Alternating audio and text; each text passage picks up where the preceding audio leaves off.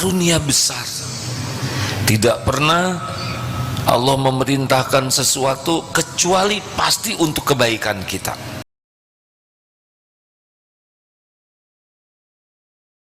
Alhamdulillahi Rabbil Alamin.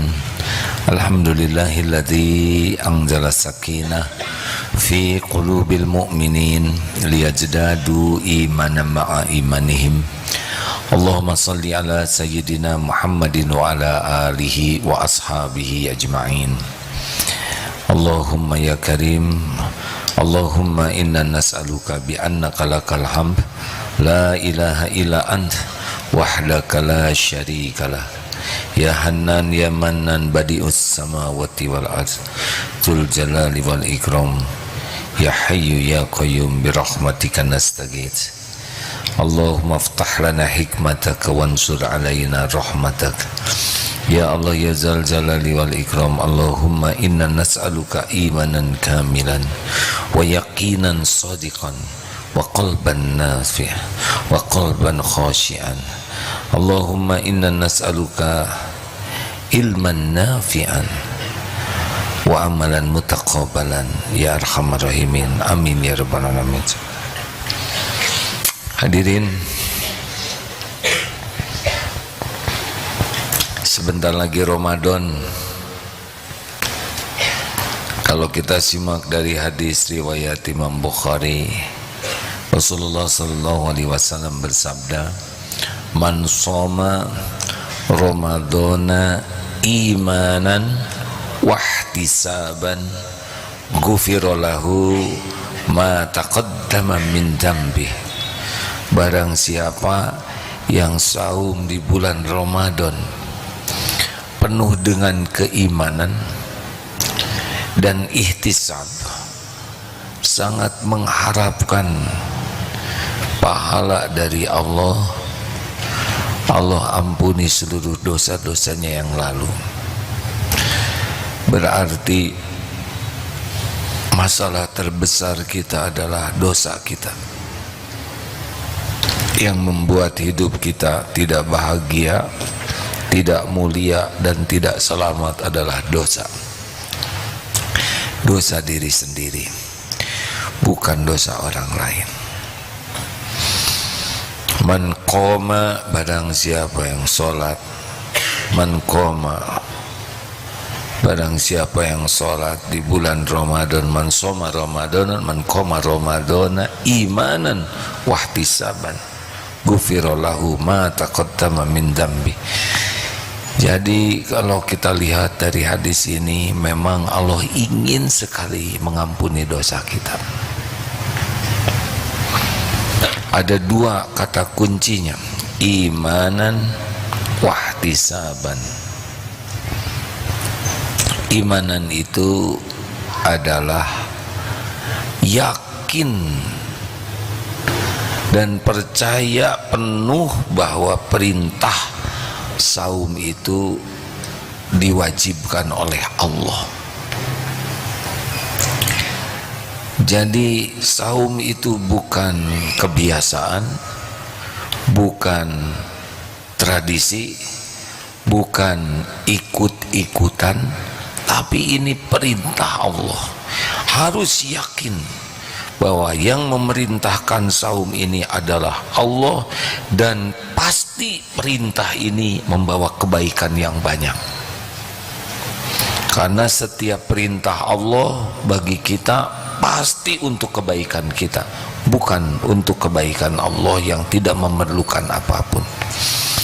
Jadi ketika mendapatkan perintah saum bulat, ini adalah perintah Tuhan saya dan pasti ini baik untuk saya. Untuk dunia, untuk akhirat, untuk lahir, untuk batin, untuk akal, untuk diri, untuk yang lain.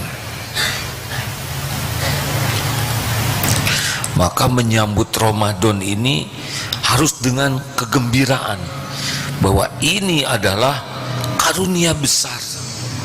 Tidak pernah Allah memerintahkan sesuatu kecuali pasti untuk kebaikan kita. Allah tahu apa yang akan membuat kita bahagia, selamat, mulia, dan itu Allah siapkan pada perintahnya. Allah subhanahu wa ta'ala tahu apa yang akan membuat kita sengsara, hina dan celaka, dan itu ada pada larangannya. Dan diwajibkan itu tidak ada yang lebih dicintai Allah dari sebuah amal kecuali yang diwajibkan.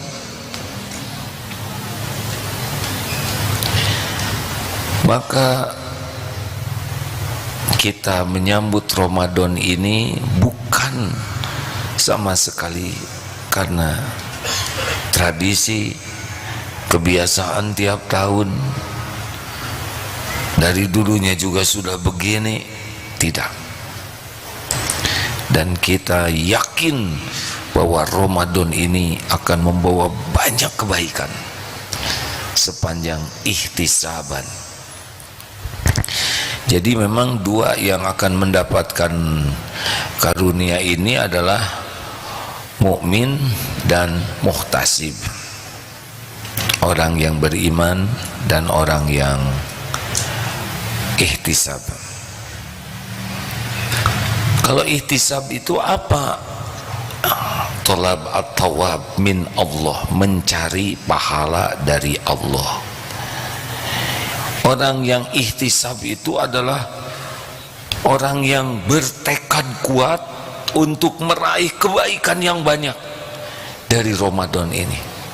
Sudah menggembira, Allah menyediakan dengan imanan, dan ihtisab itu kita menjalaninya penuh dengan sukacita, penuh dengan kegembiraan dari waktu ke waktu di bulan Ramadan ini. Tidak ada nunggu-nunggu buka yang nanya-nanya jam, berapa menit lagi, berapa jam lagi. Itu ciri-ciri pada umumnya sudah tidak kuat pengen buka.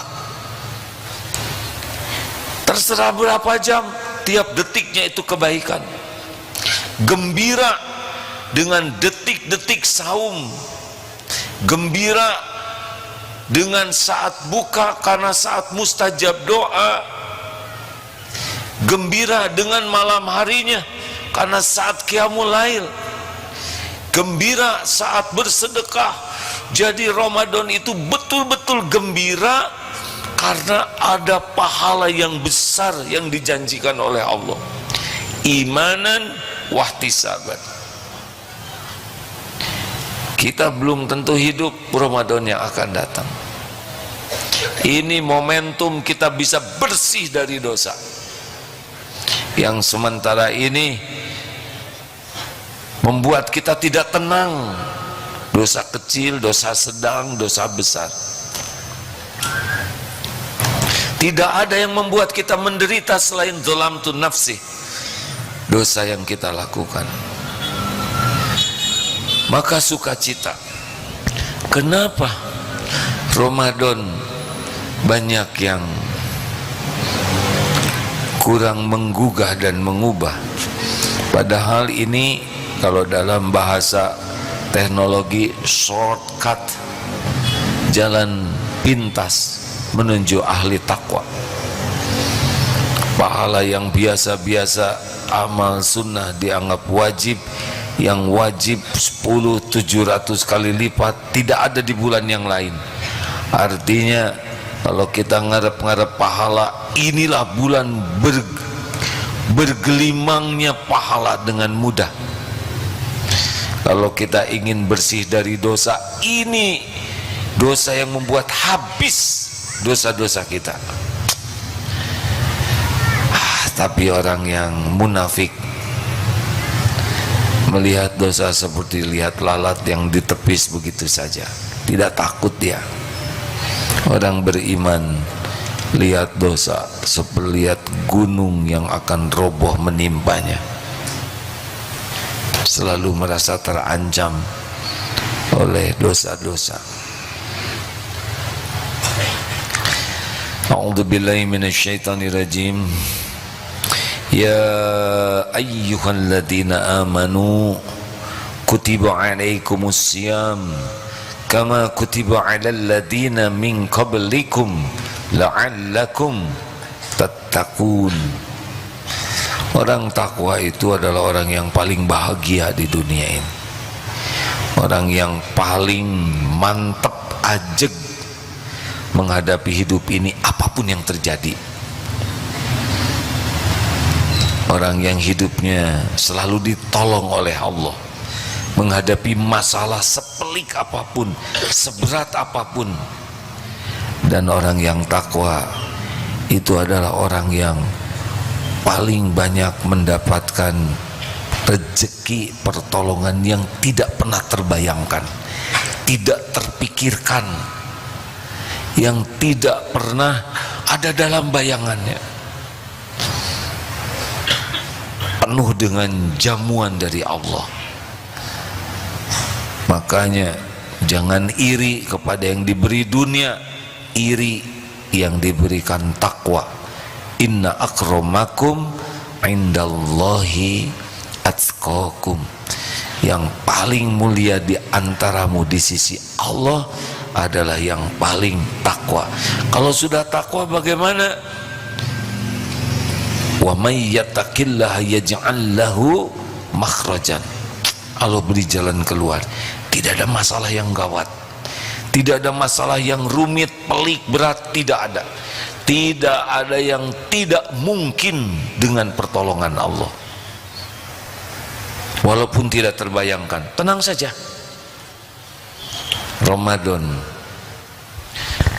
Pertanyaannya, apa yang membuat Ramadan kita kurang gemilang?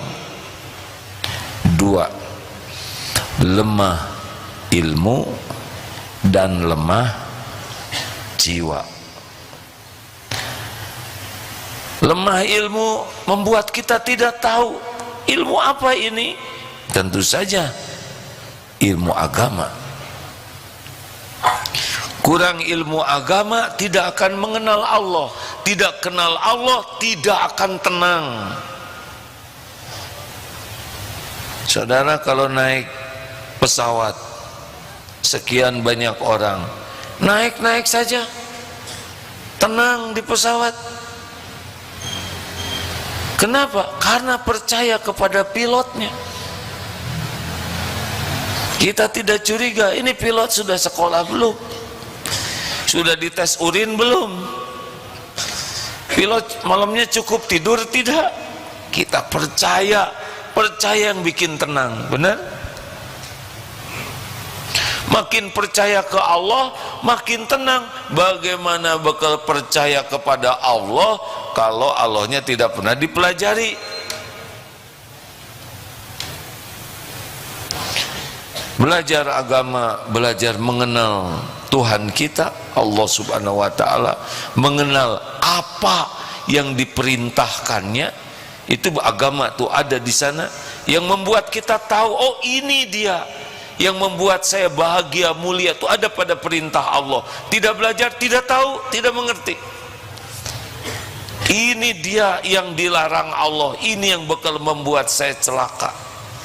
Tidak belajar, tidak akan tahu. Makanya orang-orang yang jarang belajar agama karena sangat sibuk membuka HP 5,5 jam untuk terus menggeser-geser telunjuknya. Tapi setiap ada a'udzubillahi langsung digeser. Allahu la ilaha illa huwal hayyul qayyum. Gak kuat semenit juga. Karena setan, godaan setan yang pertama adalah membuat kita tidak mau belajar agama. Karena sabda Rasulullah, wa may yuridillahu bihi khairan yufaqihu fiddin. Silahkan jujur, berapa menit, berapa jam sehari kita belajar agama dengan sungguh-sungguh. Dari buka YouTube, TikTok dan sebagainya 5,5 jam, berapa menit kita membuka kajian dari ulama yang lurus, yang hanif. Yang bagaimana banyak yang ceramah di YouTube nih, lucu-lucu, terpingkal-pingkal saya dengar ceramahnya. Insya Allah banyak yang baik, tapi kalau boleh menganjurkan, cari selain berguru ya, kepada guru yang mengamalkan min husni islamil mari tarkuhu ma la ya'ni. Di antara kualitas keislaman seseorang, dia tidak melakukan perbuatan yang tidak manfaat.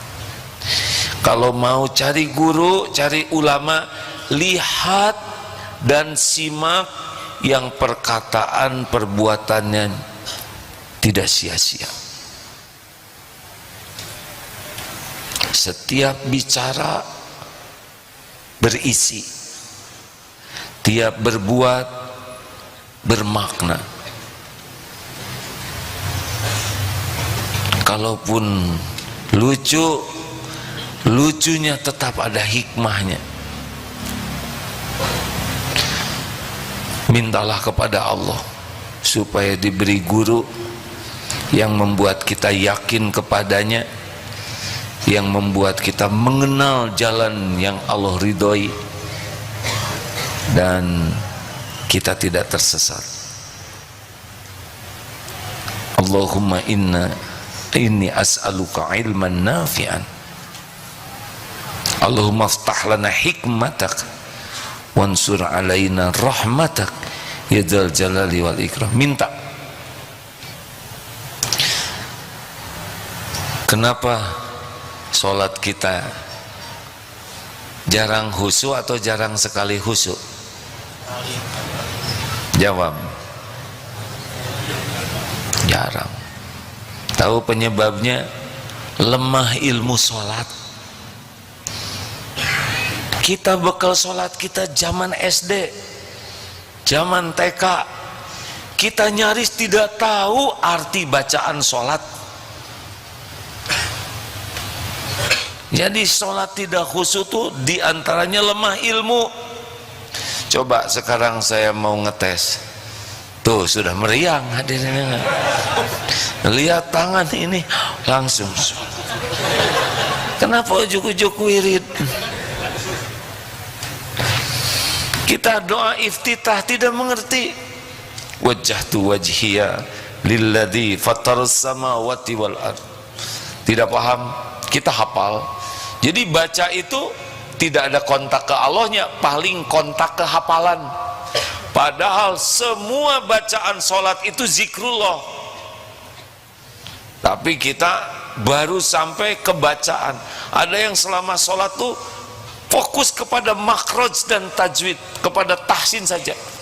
Bahkan kadang menilai seseorang dari tahsinnya. Ah iya mah, itu benar, kurang bersih haknya. Padahal yang bersangkutan, yang haknya kurang bersih itu sangat berbakti ke orang tuanya, sangat banyak sedekahnya, sangat banjir air mata tobatnya. Berarti yang suka merendahkan orang, bukannya mengajari, itu sudah terpedaya oleh ilmunya, bukannya membuat bersih hati, malah kotor hati. Hati-hati guru-guru tahsin itu posisi yang mulia, mengajari orang baca Quran. Tetapi mengajari Quran adalah untuk bersih hati, bukan untuk jadi kotor hati. Kenapa sholat tidak khusyuk? Dan tidak ngerti. Makin panjang bacaan imam, makin banyak rencana kita yang tersusun rapi, barang-barang yang hilang jadi ketemu. Kenapa? Lemah ilmu. Ramadan ini selain memperbanyak sholatnya, pastikan belajar tentang ilmu sholat. Tanpa tambah ilmu pemahaman sholat dan bagaimana sholat yang benar, sholat kita efeknya tidak kuat. Karena harusnya Inna sholata tanha 'anil fahsya'i wal munkar. Salat itu bisa membuat rem pakem dari perbuatan maksiat, keji dan mungkar. Salat itu wasta'inu bis-sabri was-shalah. Salat kita bagus, urusan kita dibuat bagus oleh Allah. Maka Ramadan ini bagus sekali ikut salat. Tetapi kalau tidak dengan pemahaman ilmu yang baik, taraweh itu beban. Tarawehnya mau yang berapa rakaat? 11, 23. Jujur ya, jangan yang langsung soleh, asli aja dulu. 11 atau 23? Imamnya baca Qur'annya yang 11 tuh ingin yang panjang-panjang, satu rakaat satu halaman atau satu lembar, atau yang ringkas tapi indah. Tapi indah tuh pelengkap saja Pak, aslinya ringkas. Belum aja sholat sudah malas ya. Kenapa taraweh makin lama makin berkurang? Pasti karena nggak ada nikmatnya dalam sholat. Beban bagi orang yang tidak paham. Sesuatu yang menyenangkan, yang nikmat itu kita ingin. Sesuatu yang jadi beban kita tidak ingin. Harusnya sholat itu kebahagiaan, tapi karena lemah ilmunya, maka imam bacaannya panjang, ada yang jengkel. Nah, teruku wae. Tuh. Nambah nih. Jadi sambil tarawih teh ambek-ambekan. Ah, imam ya mah kacau ya. Astagfirullah. Tolong Ramadan ini pastikan perbaiki ilmu tentang sholat, ilmu bacaan sholat, termasuk ilmu Al-Quran yang suka kita baca dalam sholat.